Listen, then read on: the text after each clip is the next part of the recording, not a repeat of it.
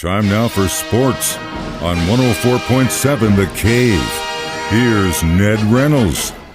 Mike the Intern and Basketball Jones, a.k.a. Ned Reynolds, in the studio on a Tuesday morning. I know you're excited. Playoff basketball is underway. Excited because it's a sign of spring. That is right, my guy. Can't be too very far away. And, yeah, the high schools have begun here in Missouri. Began last night.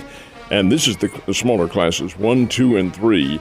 And they take their district, and district competition goes right through this weekend for the championships on Friday and Saturday. Then the winners all move on to sectionals and then into the state quarterfinals, and then on to the state championships. Now, the larger schools begin a week from last night on the 27th, and that's 4, 5, and 6. And they follow exactly the same format, all ending up with the state championships, which are here in town for the final year. The contract runs out this year, but the competition will be held at the Great Southern Bank Arena and Hammond Student Center. That's where they'll play the games for the smaller schools, the 10th, 11th, and 12th, and then for the larger schools, 17th, 18th, and 19th, all coming up very shortly.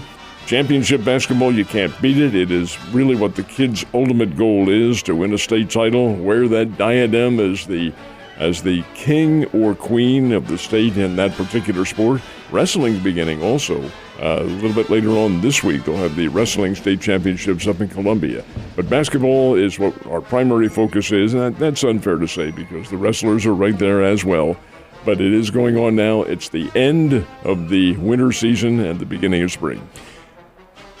Any sleeper teams we should be watching out for? I think there's some very good teams here in the area, yes. The Nixa team, Nixa's very good. They're Class 6, and Republic is Class 6, Ozark. These are all very good basketball teams, but Nixa has a particularly good ball club. Kickapoo is getting a little bit better. But, yeah, we have teams that are going to make a name for themselves. I really feel confident they will. It's good to hear. All right. So, of course, we've gone over what happened in Kansas City last Wednesday when the Chiefs did their Super Bowl parade. Since then, there's been a couple of people saying, I don't know about all the drinking and stuff. Well, let me just say this real quick. These guys literally are dry for at least 6 months. Most of them probably haven't touched a beer since August of the year previous, maybe before that. So, of course, after winning the championship, and they have a few, they're going to get a little intoxicated. But I thought, again, we had 1 million people. Everyone got along, had a good time, celebrated the win. But what's people's problem, Ned? Well, the general consensus was that, and these were letters to the Kansas City Star on Sunday, that the Chiefs should have taken a better control of the athletes and put on a better show for the kids who were there in the crowd, the 1 million people or however many it was, and should not have shown any signs of intoxication. Don't know, I didn't see it, but you did. Were the signs that over? No, not at all. My kid was there. So, again, it's an overreaction by people who just want to complain about something. At least your city didn't get burned to the ground, right? It's stupid. People are going to complain about whatever they complain. When we used to have the RV, we would take it through the parade. I'd stand on top of it, and I would get complaints every year from people saying, "What are you showing those kids that it's okay to stand on top of an RV?" I'm like, "Oh, okay. So, do you let your kids watch Spider-Man and Batman and Superman? Oh my God, they're flying in the air. What the hell? We can't watch." Shut up, right? Just move on. There's so many more things in this world to be considered about or be upset about. Look at Ohio. Move on. All right, so Tiger Woods looked okay. Obviously, wasn't even in the top 5, but he looked a lot better than he did when he came back last year. Well, it depends, I guess, on your perception, because he had 2 poor rounds and 2 that were more than just respectable for a guy who is in his late 40s now and who has been banged around and injured and so forth and so on. But he is not the Tiger Woods who we remember, but the media wants to have back in the picture. I don't think he's going to be. Anyway, the question came, when is his next tournament? Well, he hasn't said. Probably the Masters, which will be in April in Augusta, and he'll have plenty of time to get ready for it. But he could make an appearance at the TPC, which is a major challenge at Sawgrass, TPC Sawgrass. The TPC is the Tournament Players Championship, regarded by the players as the 5th major. It's not officially anointed that, and it's a very good tournament with a lot of money. Tiger could use that as a warm-up for the Masters. He wants that Masters again. Tiger Woods has 15 major championships. He has the Masters coat from 2019 when he won it in a big surprise. So you never know. You never know what might happen. He is, however, and he did say this at the end of the Genesis Classic, which he competed in this weekend and finished 1 under par for the tournament. He did say, and he did admit, that his body is hurting and he's probably not ever going to be able to get back to where he was, so he'll pick and choose the competition. Well, on the pro circuit, can you win consistently by picking and choosing? Probably not, but that's his choice. We'll see what happens. Golf is one of those games where if you stop playing for any period of time, you go back to zero. You only get better the more you play. And these guys get out of that rhythm. It just makes you worse and worse and worse. It's just, you got to play, man. You got to play. I think you can say the same for any sport. Well, I've played tennis in quite a while, and my game will be really at rock bottom. Not that it ever was above well, that. You could probably still take me. So how are the rankings in college basketball this week? They're pretty much what they have been. Houston is back number 1 among the men, and Houston's a very good basketball team. Should they merit being number 1 in America? That I don't know. The media thinks they should be. These are the Associated Press rankings, and the Associated Press is considered to be the paragon of all the college rankings. Why do I not think they should be number 1? The conference that they play in, the American Athletic Conference, is not the toughest by any stretch of the imagination. However, having said that, Mike, the rankings are all judged by what you do on the court.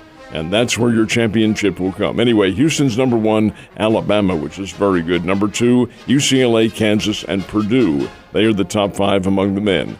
On the ladies' side, how can you deny South Carolina? They're undefeated, 27-0, have a lengthy winning streak. They are the reigning national champs.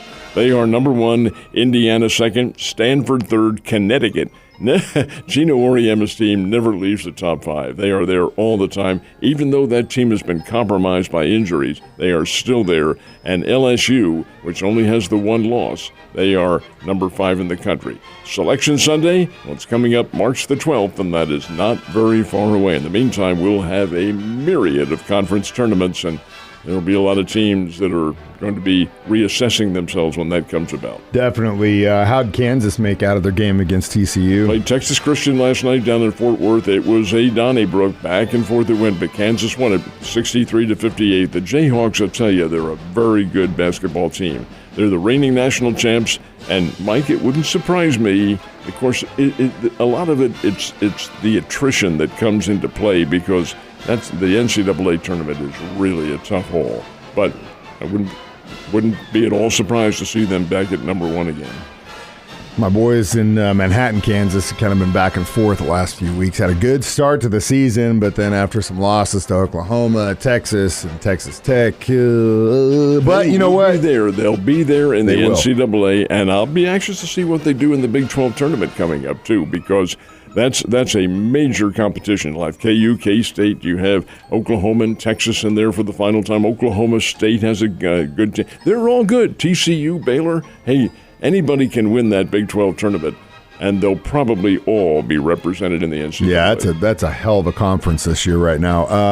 Last but not least, we've been talking about playoff college basketball and playoff basketball, which means we're getting closer and closer to baseball. When's the exhibition start? How about this weekend? Holy moly, Bring already? it on! Bring it on! Oh, that's why you're in such a good mood today. Kansas City Royals open things up on Friday. They'll play out in Surprise, Arizona, against their mate. The Royals have a team that works out with them, the Texas Rangers. They share the camp at Surprise. So those two will play the first exhibition games on Friday. Then the Cardinals play on Saturday. Cardinals will be playing the Washington Nationals.